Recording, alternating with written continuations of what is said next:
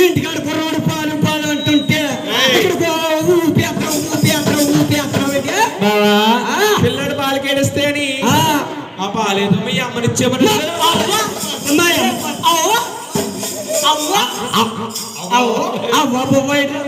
రే మా అమ్మ పాలకుడా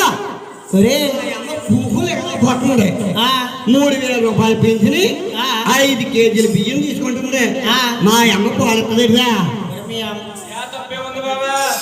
తప్పేమంటే ఏంటి చెప్పు బాబా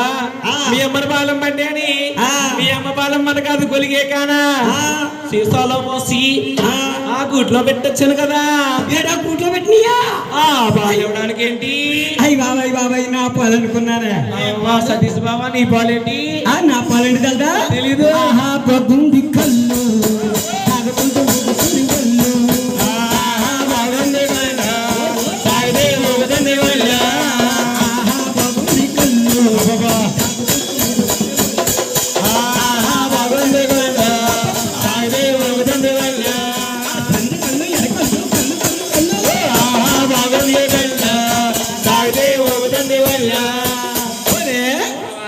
నా పాలను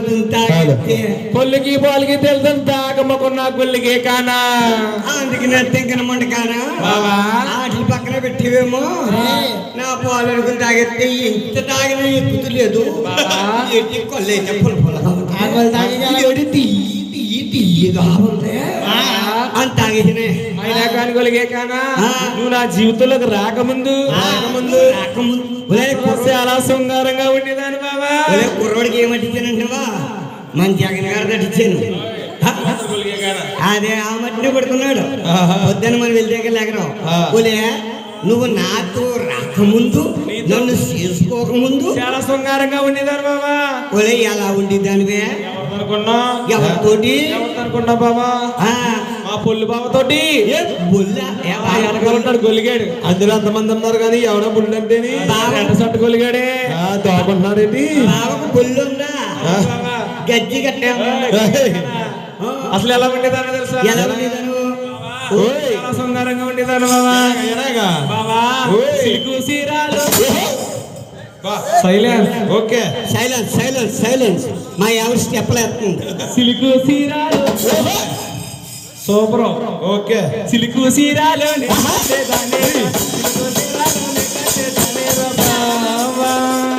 ఒకసారి రానా